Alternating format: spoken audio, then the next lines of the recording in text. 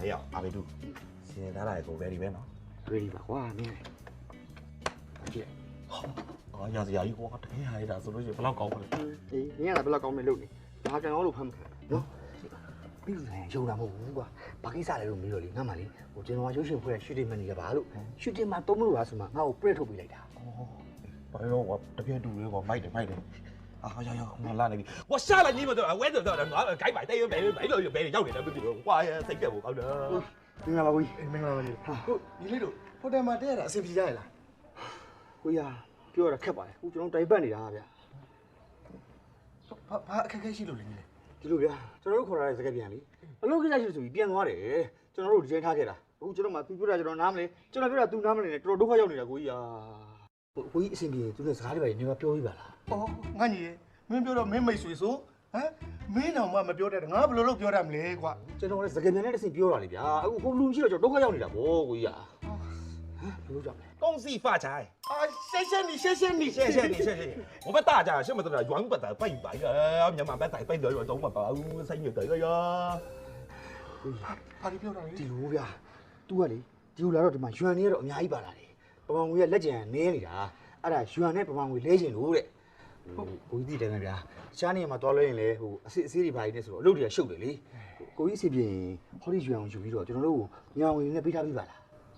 မင်းတို့ရွာဘယ်လောက်များလဲ愿不得，愿不得。အများကြီးပ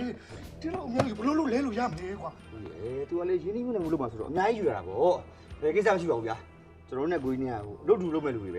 ကိုကြီးထားကိုယူထားလိုက်ဟိုအကိုကြီးစင်မြင်ဆောင်ပြီးမှငွေကျွန်တော်တို့ခတ်ထုတ်ပေးထားလိုက်အဲ့ဆိုအဆင်ပြေတယ်မင်းတို့ကလုံးလုံးတယ်ဘယ်လောက်လိုတာရပါတယ်ဟိုຢာကနန်းပေါ့ကိုကြီးစင်ပြေတော့ပေါ့တော့ကိုကြီးပေးရမှာပေးရမယ်လေဟိုဈေးအောင်ပေါက်စင်းကိုကိုကြီးစုံစမ်းလိုက်လေကိုကြီးစုံစမ်းလို့သိရတဲ့ပေါက်စင်းတွေကျွန်တော်တို့ရှော့ပြီးကိစ္စမရှိဘူးပုံစံတွေရှော့ပေးဟုတ်ကဲ့အဲ့ဆိုရင်အကိုကြီးကောက်တယ်ဘယ်လောက်ရှိလဲတွားကြည့်လိုက်အောင်မယ်ပြင်ပြန်လာပြောဟုတ်ကဲ့绵多绵了。ဘာပြောလိုက်တယ်ဟိုကိုကြီးကလည်းကိုကြီးကကျေးဇူးတင်တယ်တဲ့အော်ကျေးဇူးပါမင်းတော်တော်ရှာရှိရကြာနေမှာဆိုလို့ပါကွာဒါနဲ့နေပါဦးဟိုဘဲကလဲမယ်ဆိုလို့ရှိရင်ဘယ်လိုလုပ်မှာလဲဟိုအတူတွေမှန်းသိလို့ရှိရင်ပြဿနာတက်ကုန်မှာနော်ကွာလိုလိုသူ့စီကဘာမှမလုပ်ငါတို့လက်ထဲရအောင်အရင်ရှုနေကွာပြီးရင်သူ့ဓာကြီးပေးပြီးတော့အမြန်ပြေးမယ်မင်းကငါနောက်ကမှီအောင်လိုက်အေးပါကွာမင်း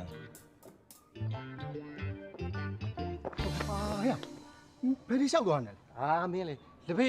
တောက်မလို့တိတ်တရာဘာမှသွားထုတ်လာဟိုလက်ဖေးတောက်တဲ့တိတ်တရာကုန်မလားဟာမင်းလေတိတ်တရာဘိုးလုံးတော့လက်ဖေးတောက်မလားကွာနည်းနည်းပါးဝယ်အောင်မယ်လေကွာအဝယ်စားလေဖုန်းနဲ့လဲအောင်မယ် iPhone 50ဟု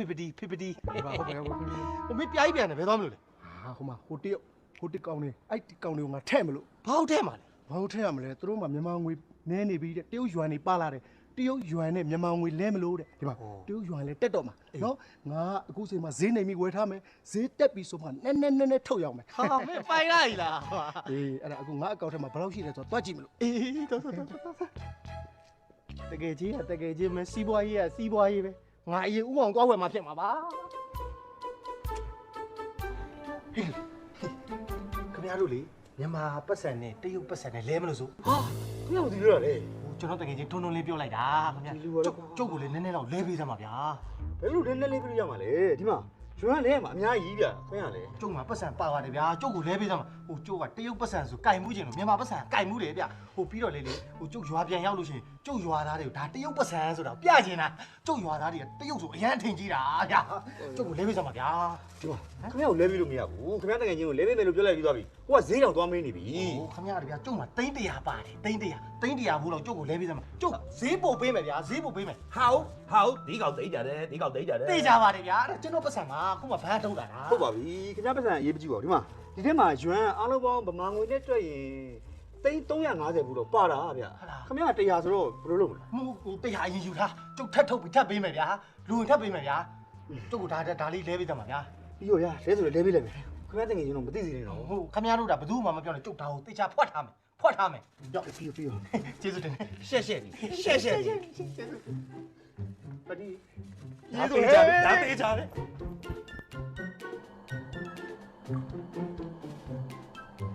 ပိုင်လာကြီးလားမြက်ပြူးရဟိုတဲ့ပိုင်ရှင်ထုံလေးဒီတခါတော့ခံလိုက်ရပြီ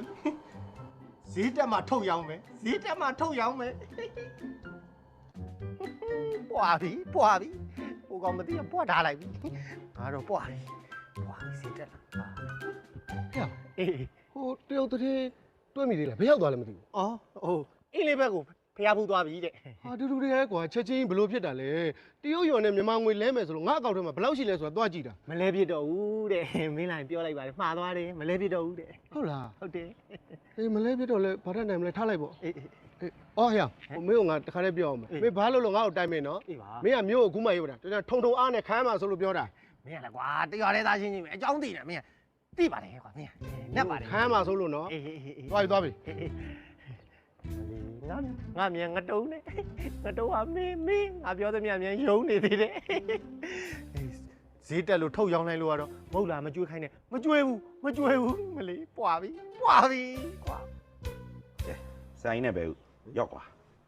တိတ်နော်နေ ဟဲ့ဟုတ်တယ်ဒါဘာအတွက်လဲ ဘော်ရာကြီးပေးတာကွာမင်းတို့ရတဲ့ရထိုက်တယ်ထဲလို့ ဟဲ့ငါတို့လည်းဘာခွင့်မှမလုပ်ထားဘူးလေ ဟုတ်ပါတယ်မင်းတို့ဘာခွင်းမှမလုပ်ထားဘူးငါနဲ့ဟိုအာပေတူးကောင်နဲ့ဟိုတယ်ပိုင်ချေထွန်းလင်းအဲ့ကွယ်ငါတို့ရွှေ့တာဘာပြောအဲ့ဇလန်မင်းတို့စခဲ့တာလေကွာအဲ့အကြောင်းမင်းတို့မပါပေမဲ့လည်းမင်းတို့ရတဲ့ရထိုက်တယ်ထဲလို့ငါမင်းတို့ပေးတာ ဟာဒီတွန်းလင်းဆရာမတော်မလိုက်တယ်ဟုတ်လား အေးအစားတော့ထွန်းလင်းစီကမမလို့ပဲဒါပေမဲ့အဲ့ကောင်ရဲ့တငယ်ချင်းရွာတက်လာပြီးကြောက်အောင်တဲ့ကောင်ဆိုလားမသိဘူးကွာအေးအဲ့ကောင်စီကပဲမဖြစ်သွားတယ် ဟဲ့ဖက်ဒီမြတ်ထုံးထုံးလေးကိုပညာပေးတာဘယ်လိုမျိုးထုံးထုံးလေးတင်ငယ်ကြီးပါလာတာတော့ ထားလိုက်ပါတော့ကွာအဲ့ဒါကြီးမေးမနေပါနဲ့တော့ဟဲ့မင်းတို့အခုပတ်စံရပြီနော်ချွေချွေတာတာလဲ3ညအောင်နော်ဟောဒါနဲ့နေဦးဟိုတကရတဲ့ဝေစုတွေရောကုန်ပြီလား ဘယ်ဝေစုပြောတာလဲငါတို့ကဝေစုတွေကအများကြီးပဲလေကွာ ဟိုတခါလေကွာအင်္ဂလိပ်စာအကွက်ရွှေ့တော့လေကွာအဖိုးကြီးငါတို့ဆင်ပြန်ရောတဲ့ပတ်စံနေလေအေးအဲ့ဒါကိုပြောတာ ဟောမင်းတော့ကွာဟိုအဲ့ဒါနည်းနည်းပပတော့ရှိပါသေးတယ် မင်းတို့ကောင်တွေကမရှိတော့မရှိသလိုရှိတော့လဲတောက်တောက်ဆဆသုံးဖြုံဖြုံနဲ့နော်ဟဲ့ဘာပြောအဲ့တုန်းကရရဲ့ကိုယ်ကကြီးတယ်ကွာနော်အဲ့လိုကိုမျိုးနောက်ရဖို့ဆိုတာလွယ်တော့မဟုတ်ဘူးအဲ့ဒါကြောင့်ငါပြောနေတာပတ်စံကိုချွေးတာတော့လို့ တင်ကွာဟဲ့ဟိုမင်းနဲ့ဟိုကောင်နဲ့ပေါင်းပြီးလိန်နဲ့ခွင်လေဟိုအဖိုးကြီးကသိသွားမင်းတို့တရားစွဲခံရမှာပေါ့ ဟာဟဲ့ဘယ်လိုလုပ်ဆွဲမှာလဲကွာငါတို့ကဘောင်နေရလောက်တာလေကွာသူ့လောဘနဲ့သူလေငါတို့ပတ်စံပြန်ရောပြီးပဲဟဲ့မဖြစ်ဘူး ဟုတ်တယ်ကွာဟောအဲ့တော့အဲ့ခွင်ကြီးရတယ်လုံးဝအပိုင်ခွင်ကြီးကွာ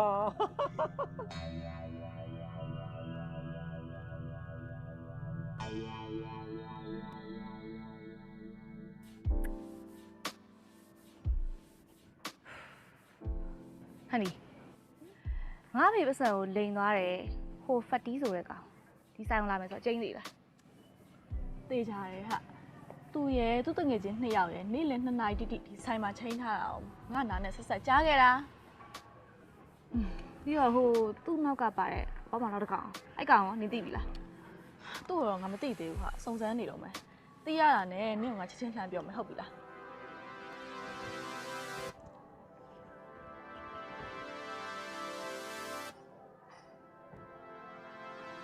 ဟဲ့မပြောရင်ဆိုရင်လာနေပြီအဲ့အင်ကြီးနေတဲ့ကောင်ကဖတ်တီးဆိုတဲ့ကောင်ပဲဟာ အဲ့ကောင်က အေး ရုပ်ကောဂျလီဘီရုပ်နေ အားယူမှားကျင်တာတောက်ချင်တာရှိအကုန်လာမှာနော်ငါအကုန်ရှင်းမယ်ပတ်စံဆိုတာငါအတွက်ရမ်းပေါ်နေတယ် အေးပါကွာ ဟာအိုင်ယာ ငါဖေပစံနဲ့ကောင်းစောနေနေဟဲ့နေဒီမှာခဏနေခဲ့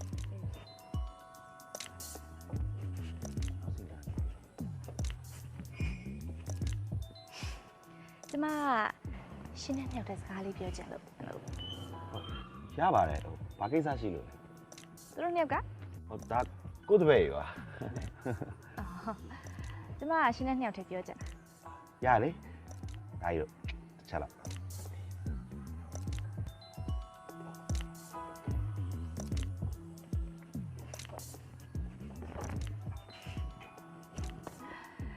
ကျမကြည့်ရသလားရှင်ကပတ်စံတော်တော်ချမ်းသာမယ်ပုံလေ အဲ့လောက်လည်းမဟုတ်ပါဘူးဗျာ ကျမထပ်ပြီးတော့ခံမှန်းကြည့်ရမယ်ဆိုရင်တော့ရှင်ကကောင်းရောင်းကောင်းဝယ်လုပ်ပြီးချမ်းသာလာတဲ့လူမျိုးတော့မဟုတ်ဘူး မင်းဘာကိုပြောချင်တာလဲပုံမှန်လင်းပြောလေ ပုံမှန်လင်းပြောရမယ်ဆိုရင်တော့ကျမရှင်နဲ့ပေါင်းပြီးတော့လုပ်တစ်ခုတော့လုပ်ချင်တာရှင်မဘာခွင့်နေရှိတယ် ဟာလာလိုက်လားမင်းကိုကြည့်ရလဲထက်ထက်မြက်မြက်ရှိမဲ့ပုံစံပါပဲကောင်းပြီလေ အဲ့တော့မင်းနဲ့ကိုနဲ့ပူးပေါင်းဖို့ကိစ္စအတွက်စကားပြောကြည့်ကြအောင် ရွာတူရွာတူရွာတူဟာရွာတူဟဲ့ပါလေတရုတ်သတင်းနဲ့ရင်းနှီးတာမကြသေးဘူးတရုတ်စကားတွေတတ်နေပြီဟဲ့လားရွာတူလို့ရွာတူဆိုတာတရုတ်လို့ဘာပြောတာလဲနေကောင်းလားလို့မေးတာဟုတ်ပါဘူးကွာမရမနာနဲ့ရွာတူလို့ပြောနေတာဒီမှာဟာဘာနေအများကြီးပါလားမင်းဟိုကောင်နေချက်ခိုးလာလားဟုတ်ပါဘူးမင်းကငါအကျင့်စာရိတ္တကောင်းနေဆိုတငယ်ချင်းဖြစ်လက်ခံတာနော်ဒီလိုအကျင့်မျိုးဆိုရင်လုံးဝလက်မခံဘူးဘာတွေပြောနေတာလဲရွာအတူလို့ရွာအတူဒီမှာရွာစစ်တွေလေဘာမှအတူလဲဒီဘက်ကမကြည့်နဲ့ဒီဘက်တွေပါကြည့်ဒီမှာတွေ့လားဟာဒါဟိုကောင်နေလက်ချက်လားဟုတ်တယ်အဲ့ကောင်နေခုဘာမှလဲသွားပြီမရှိတော့ဘူးအင်းလေးကိုဖျားဘူးသွားတာဟုတ်ပါဘူးနေပြေးသွားပြီမရှိတော့ဘူးအဲ့ဒါမင်းကြောင့်ဖြစ်တာဒါဒီကိစ္စတွေကမင်းကြောင့်ဖြစ်တာဟမ်ဘာလဲလို့လဲမင်းပြောတော့လေကျွမ်းနေရဲ့ဈေးတက်မှာဆိုဈေးတက်မှာထုတ်ရောက်မှာဆိုအဲ့တော့ငါမင်းမသိအောင်မင်းတက်ဦးအောင်ငါအရင်ဝယ်ထားတာပေါ့ကွာအခုတော့ကုန်ပြီမရှိတော့ဘူးကုန်ပြီခံပေါ့တငယ်ချင်းအကျော်ခွားလောက်တာခံမင်းကငါပြောတာလေဘာကိစ္စဖြစ်ပြီနောက်တိုင်ပင်မှာအခုမတိုင်ပင်ပဲဖြစ်တာလေခံပေါ့ဘာမကန်နဲ့အဲ့ဒါမင်းရှင်းဘာလဲမဆိုင်လို့လဲဟာမင်းခေါ်လာလို့မင်းနဲ့ပတ်သက်ပြီးတော့ငါဒီကောင်လေးနဲ့သိတာလေမင်းရှင်းဘာနဲ့ဘာဆိုင်လို့တော့မင်းမဆိုင်လို့မရဘူးငါတင်တော့တင်သားပဲမလေးရွှေလျှောက်ပေါင်းဆိုတဲ့ကဒါနာမည်မဖြစ်နိုင်ဘူးလို့ငါတင်သားပဲမင်းကဘာနာမည်လဲမင်းပြောတာနာမည်ဆိုဘာလဲဟုတ်မလားလို့ထင်မိတာပေါ့ကွာအဲ့ဒီဘောမင်းဘယ်လောက်ပါသွားလဲသိန်း100ဘူးလောက်ပါသွားတာဟောသိန်း100ဘာဖြစ်လဲကွာမင်းကသိန်း400လောက်ကြောက်အောင်ထားတာပဲဟုတ်ဘူးမင်းကငါအထင်ကြီးအောင်လို့လေသိန်း400လို့ရှောက်ပြောတာငါမှ900လောက်ပဲပါတာဘာသိန်း900နဲ့မင်းကငါဟိုတယ်လုပ်ငန်းတွေမှာအစုရှယ်ရပါမလို့ဟုတ်လားငါလင်းနေဒီမှာမင်းထပ်ပြီးဝမ်းနေစရာပြောလိုက်အောင်ဒီမှာရွမ်စည်းတွေအခုထောက်ဝက်ကြပြီတဲ့ထောက်ဝက်ကြပြီဟုတ်တယ်ဗျာသူ့ဘာသူထောက်ဝက်ကြတက်ဒီအတူတွေငါဘလို့ထုတ်ရောက်မလဲမသားရဲ့ငါဘလို့ထုတ်ရောက်ရပါလဲကုန်ပါပြီသိန်း100ကုန်ပါပြီဗျာ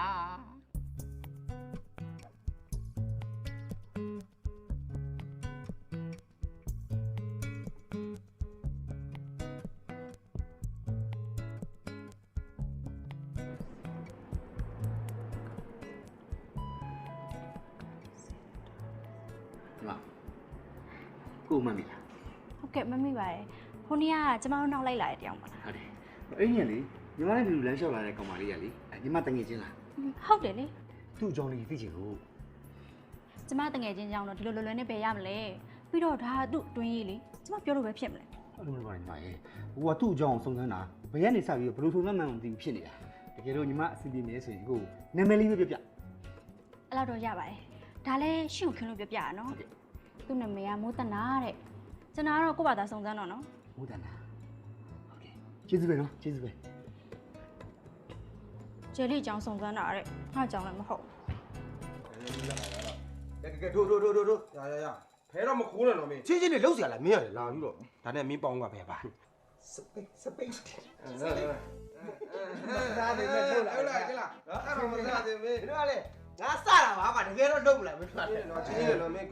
မမီးတော့သွားလာအောင်မအားကောင်သိတယ်ငါသိတယ်သူပြထောင်းရရအေးမင်းဘယ်လောက်တော့လဲငါ2000ခွာရောအချိုးပြချိုးဖျောက်နေဘာဖြစ်လဲလေရှင်းမဘေးကရေးရမလဲကွာဒီမှာမင်းတို့ပြောစရာရှိလို့ဝမ်းသာအားနဲ့ပြေးလာတာကွာမင်းတို့ကလည်းမင်းရလဲကွာဖဲတော့ကွာမင်းရလဲဘာပြန်လဲငါပြောတဲ့ကောင်မလေးလေအဲ့ကောင်မလေးကနာမည်သိခဲ့ရပြီကွာနာမည်သိခဲ့ရပြီနာမည်သိခဲ့ပြီအဲ့ဆိုငါတို့တော့မစိုးဒါနဲ့နာမည်ကပါနာမည်ကမိုးတန်တာတဲ့မိုးတန်အေးမင်းတို့အဲ့ဒါစုံစမ်းပြီးတော့စုံစမ်းမယ်တော့ဘယ်ကောင်မလေးကအဲ့ဒါမင်းတို့စုံစမ်းပေးရမှာလေကွာနာမည်ကငါမေးခဲ့ပြီလေကျွန်တော်မင်းတို့ရအောင်စုံစမ်းဖို့ကွာမင်းကလေဟဲ့ရောဒီမိုးတန်တာဆိုတဲ့နာမည်လေးတစ်ခုတည်းနဲ့တစ်မျိုးလုံးဘလို့လိုက်ရှာမလဲကွာမင်းကလေငါပြောပြီးပြီလေစပင်ကတလောက်နဲ့ထမင်းလေးဝတ်ထားပါတယ်ဆိုမှပဲအိုးမင်းကလေမင်းပြောတာတော့ငါနားလဲတယ်လေကွာစပင်ဒီလောက်ထမင်းဝတ်ထားတယ်မိုးတန်တာဟုတ်ပြီဒါပေမဲ့ငါတို့ဆိုလိုချင်တာကဟိုကာကြီးရောက်ကမိုးတန်တာလားခါကွေးရက်ကမိုးတန်တာလားခန်းငယ်ရောက်ကမိုးတန်တာလားဂါကြီးရောက်ကမိုးတန်တာငါရောက်ကမိုးတန်တာတော်လိုက်တော့ရပြီမင်းတို့မခိုင်းတော့ဘူးငါဟိုကောင်မခိုင်းတော့နော်ဟိုကောင်မခိုင်းနဲ့ဟိုကောင်မခိုင်းနဲ့ငါတို့ကလေလုပ်မယ်ဟဲ့စုံစမ်းပြီမယ်ကွာမနော်ဒီကြောင်စုံစမ်းပြီမယ်ဖြစ်ရလားဖြစ်ပါတယ်ခုကောင်တော့အောက်တိုင်းကြပါတယ်ကွာငါတို့လှုပ်ဆောင်ပါမယ်မင်းရလေပြီးတော့တခြားလေးတော့ဟောဆုံးမမေးနော်စိတ်ချဒီဘာလုပ်နေလဲ ဖေးရိုက်ဖေးရိုက် တိန်လို့ရမလားငါပန်းလား ဟာအေးမင်းပတ်သက်ပါလား ပါလာပေါ့ကွာမင်းက ပတ်သက်ပါပြီးရောလောလောရလား ရောက်ပြီတော့ပြီးတော့ကွာ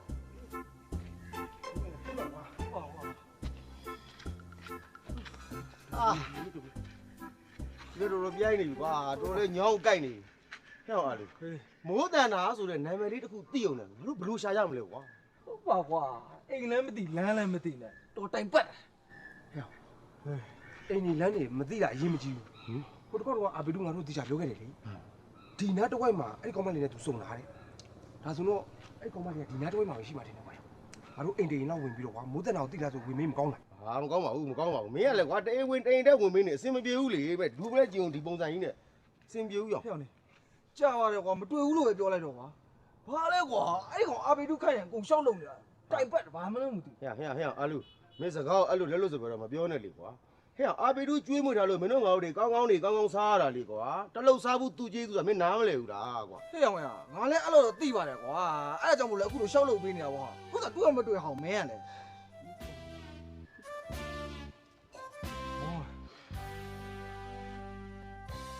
အေးမာမိုးသိပါရဲ့မိုးနားနေပါလေလို့မိုးဘာမှမရှင်းပြနဲ့နော်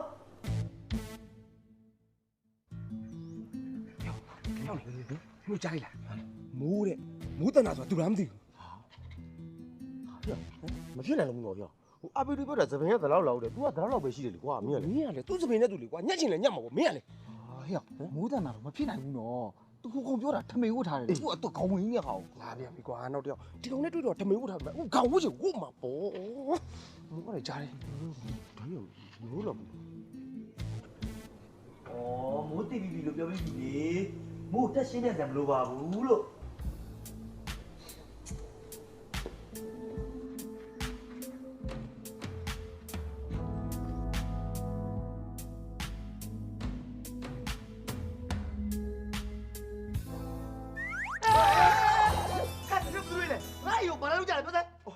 ဟိုဒီလိုပါဟိုကျွန်တော်တို့ကလေဟိုနာမည်လေးသိချင်လို့ပါခင်ဗျာ နာမည် ဟုတ်ကဲ့ နင်တို့ကငါနာမည်ကိုဘာလို့သိချင်တာလဲ ဘာလို့သိချင်လဲ အော်အလူဘာလို့သိချင်တာလဲ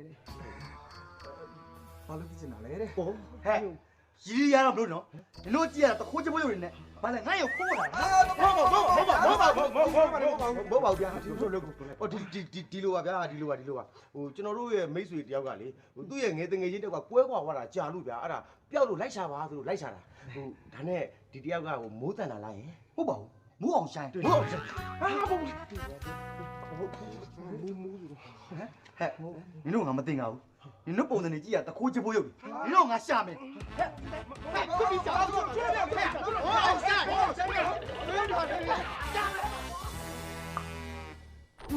တခိုးချပွေးလေဘလူဟိုင်လည်းမသိဘူးအဲ့ရဖတ်တော့ဝင်အပစ္စည်းပါဝိုင်းလည်းမသိဘူး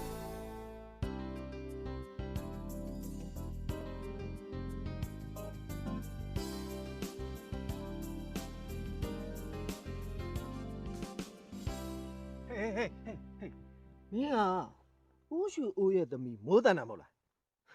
မင်းတို့သားဖားနှစ်ယောက်ကငါအကျွေးတွေကိုမဆက်ချင်လို့ရုပ်ဖြက်ပြီးတော့ထွက်ပြေးဖို့ကြံစည်နေတာမဟုတ်လားဟင် ဒီမှာစကားကိုစင်စင်ချင်းချင်းပြောဥရွှေဦးမှာတမိဘယ်နှစ်ယောက်ရှိလဲရှင်းသိလား ဒီမှာဦးရွှေအိုးမှာလေမိုးတန်တာဆိုတဲ့သမီးတစ်ယောက်ပဲရှိတာဟမ်သူ့ကိုရက်ကွက်ထဲကဆဆပြီးတော့ဂျယ်လီလို့ခေါ်နေတာအဲ့ဒါမင်းမဲမဟုတ်လား မှားတယ်နော်ကျမနာမည်ကရှယ်လီဂျယ်လီကကျမရဲ့အမွာညီအမနော်သူကအကြီးကျမကအငယ်ကျမကမလေးရှားမှာနေတာလုံခဲ့တဲ့ဘက်ကမှအောင်မန်းကိုပြန်ရောက်လာတာသိလား အဲ့လိုလားအော်ဟိုဟာညီမရှိတာပေါ့နော်အဲ့ဒါကြောင့်ရုပ်ချင်းကခက်စင်စင်ဖြစ်နေတာ sorry နော်ကိုကြီးတောင်းပါမယ်နော်ဒါနဲ့မင်းဖေနဲ့ငါနဲ့ခင်လာတာတော်တော်ကြာပါပြီသူ့မှာအမွာသမီးနှစ်ယောက်ရှိတယ်ဆိုပြီးတော့ကိုကြီးတို့တခါမှမပြောဘူး ကျမတို့မိသားစုကရှင့်ကိုတကောင်စင်းထုတ်ပြရအောင်ပါလား ဟုတ်ဟုတ်ပါဟုတ်ပါ ကျမကလေကျမရဲ့မိသားစုနဲ့တိတ်ပြီးတော့အဆင်ပြေရမှာမဟုတ်ဘူးအထူးသဖြင့်ကျမရဲ့အမနော်သူကကျမက9နှစ်ပဲစောပြီးတော့မွေးလာဒါပေမဲ့ကျမကိုအရန်ဆရာလို့တော့သူနဲ့ကျမနဲ့မတည့်ဘူးနော်အဲ့တော့ကျမမလေးရှားမှာနေတယ်မလေးရှားမှာအလုပ်လုပ်တယ်ဒီကိုပြန်လာတော့ကျမဟိုတယ်မှာပဲနေတာနော် အခုမှပဲရှင်းသွားပြီတော့ ရှင်းပါပြီ တော့ပေါက်ပါပြီ ဟုတ်ပါပြီအဲ့ဒါဆိုရင်ရှင်းပြီဆိုရင်ကျမမေးချင်တာရှိဖြေ မေးလေ ရှင်ကပြောသွားတဲ့အထဲမှာကျမအဖေကရှင်းစီကအကျွေးယူထားဆိုတဲ့ကိစ္စပါတယ်နော် ပါတယ် အဲ့ဒီကိစ္စကိုအဖေပြောလို့ကျမသိထားပြီလားဒါပေမဲ့ရှင်တို့ကအဲ့ဒီအကျွေးကိုပြန်မဆက်ဘူးဆိုရင်ကျမအမကိုတိမ့်မယ်လို့ပြောတယ်ဆိုအဲ့ဒါဘာစကားလဲ ဟုတ်မှားနေတိမ့်မယ်လို့ပြောတာမဟုတ်ဘူးဒီလိုလေကိုကြီးမှာသားတရားရှိတယ်အဲ့ဒီသားကရှယ်လီရဲ့အမချယ်လီကိုကြိုက်နေတာ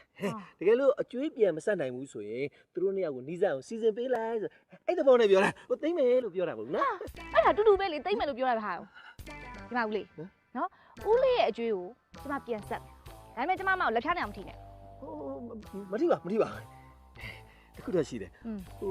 ဦးလေးလို့တော့ခေါ်ပါနဲ့အကိုကြီးလို့ခေါ်နော်အဲ့ဒါဆိုလက်ဖြားနိုင်မထိဘူးနော် အကိုကြီးကျမအမကိုလက်ဖြားနေတော့မထီဘူးဆိုလဲအေးကိုကြီးဆိုလဲကိုကြီးပေါ့ခေါ်ပေးရမှာပေါ့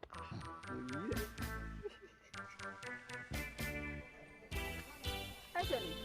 နင်မငါစီဖုန်းဆက်နေတယ်နင်ဖုန်းဆက်ပိတ်ထားလို့တဲ့နင်စီခေါ်မရလို့ဆိုပြီးတော့ အေးလေငါဘယ်သူနဲ့မှစကားမပြောချင်လို့ဖုန်းဆက်ပိတ်ထားတာ အဲ့ဒါရေးမကြည့်ဘူးနင်မငါ့ကိုပြောခိုင်းလိုက်တယ်နင်ဖေကပြောစရာရှိလို့တဲ့အိမ်ကိုခဏပြန်ခဲ့ပါအောင်တဲ့ အေးအဲ့ဒါဆိုလဲပြန်ရမှာပေါ့ကိုကြီး ဗျာ ရှယ်လီပြန်လိုက်ဦးမယ်နော် ကောင်းပါပြီရှယ်လီလေးရေတက်တာနော် တတာကျန်တော့ဘာမှမနေရောဘူးလာဘူးလေ စိတ်ညစ်လိုက်တယ်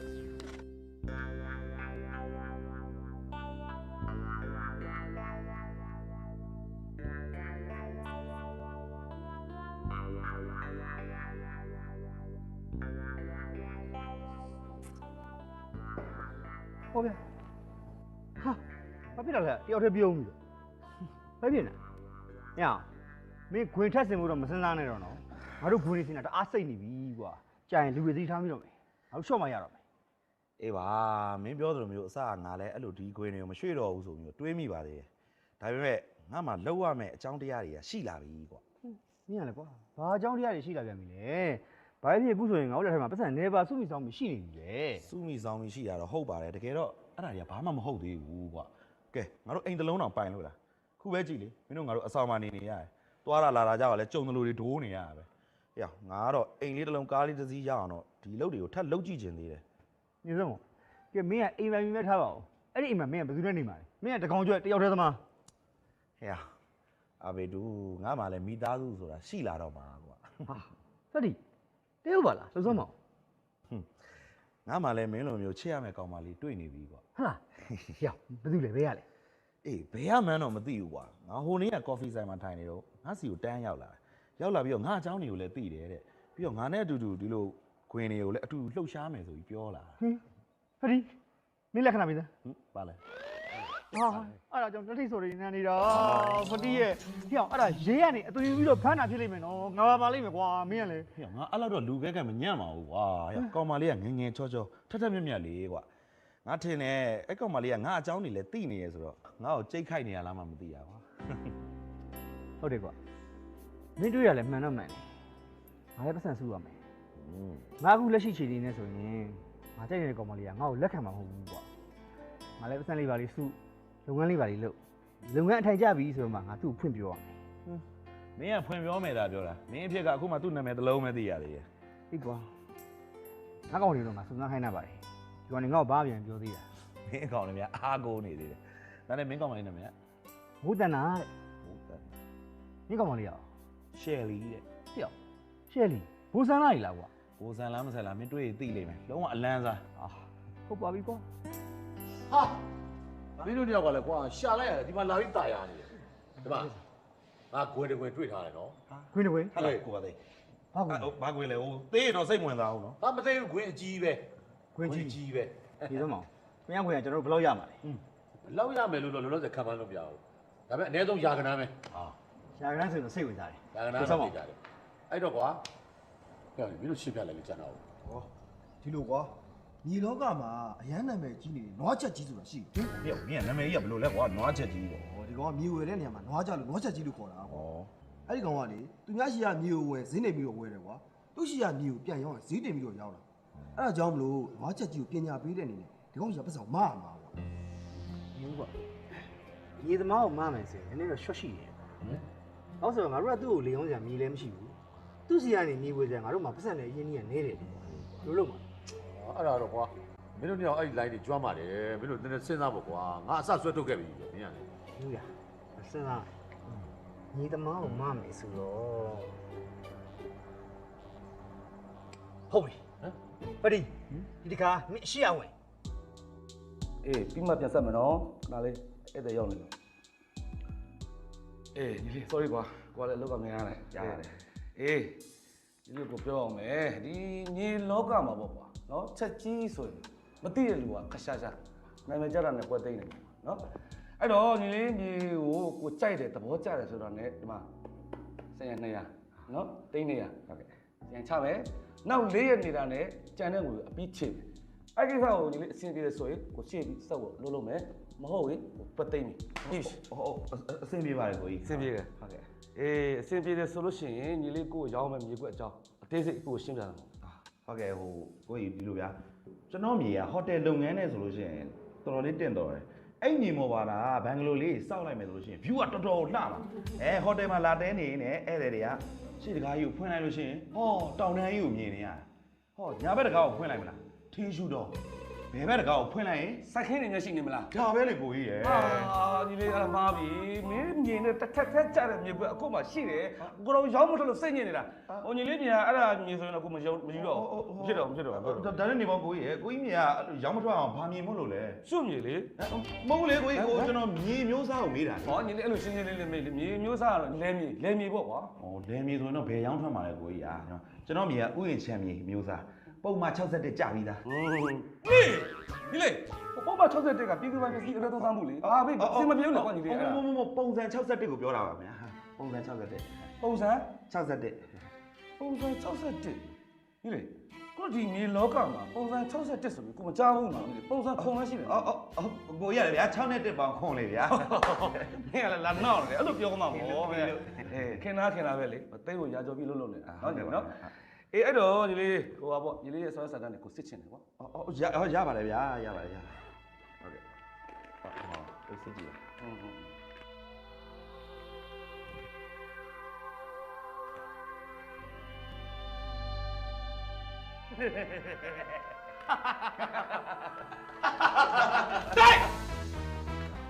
ညီလောကမှာချက်ကြီးဆိုရင်နိုင်မသုံးနေတာဒါလိန်လို့မရမင်းစာအုပ်ကိုမင်းစာချုပ်တွေကိုပြည့်ဖွင့်ဖတ်စာမလို့တစ်ချက်လှက်လိုက်တာနဲ့အဲ့ဒါအတူလာလိန်တာလူလိန်ကောအဲ့လိုမဟုတ်ပါဘူးအဲ့လိုမလုပ်လို့မင်းအတူလေပြေးနေမပြေးနဲ့ဟုတ်ပါဘူးမင်းကငါ့ကိုလည်းရှာနေကြပြီဟမ်မင်းကရင်တူစာချုပ်တူတွေလည်းလှုပ်ရှားနေဟုတ်တယ်မလားဟမ်ဆရာကြီးဟောကျွန်တော်ကနေမီရဲစခန်း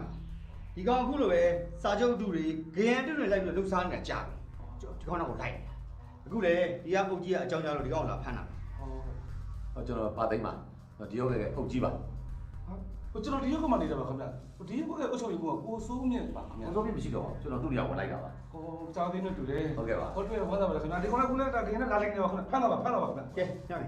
ဒီစီအားလုံးသိဒီကောင်ခိုင်းပါဦးဟုတ်တယ်ဟုတ်တယ်အားမလို့စေဟိုဒါကျွန်တော်ပတ်စံပါခင်ဗျကျွန်တော်မချရသေးဘူးခင်ဗျကျွန်တော်ပတ်စံပါခင်ဗျဒီလိုပါကျွန်တော်တို့ကတောင်ရင်အလုပ်လုပ်ရတာဒီမှာရှိတဲ့ပစ္စည်းအားလုံးကတက်တဲ့ကံပစ္စည်းနေနဲ့အကျုံးဝင်ပါတယ်အဲ့တော့အဝေးပစ္စည်းဆိုရင်ဝေးစကန်မှာလည်းရှင်းလို့ရတယ်ဟုတ်ပြီတိတ်ဟိုကျွန်တော်ဘယ်ကတော့ရှင်းရမှာလဲကျွန်တော်ပြောမယ်လေဖုန်းထားတယ်ဟုတ်ပါကိုကြီးဘယ်စကန်အောင်လာမလဲဆိုတော့အကြောင်းကြားပေးပါမယ်ဟုတ်တော့တထိုးလေးပေးလိုက်ဟုတ်တော့တယ်ပါနော်ဟာမမလို့ဖုန်းနံပါတ်ဟိုကျွန်တော်လည်းဘယ်လိုလဲဖုန်းနံပါတ်လေးဆက်ပါနော်ဟုတ်ပြီဟုတ်တယ်နော်တိတ်ရပစ္စည်းအောင်ဟုတ်ကျွန်တော်ပြောပြီဒီမှာရှိတဲ့ပစ္စည်းအားလုံးကတက်တဲ့ကံပစ္စည်းတွေနဲ့အကျုံးဝင်ပါတယ်လို့ဖုန်းနံပါတ်ခင်ဗျားကျွန်တော်တို့ဆက်သွယ်လို့ရအောင်ထားခဲ့ပြီဟုတ်ပြီလားကဲညနေတော့ဒီကောက်ပါကဲ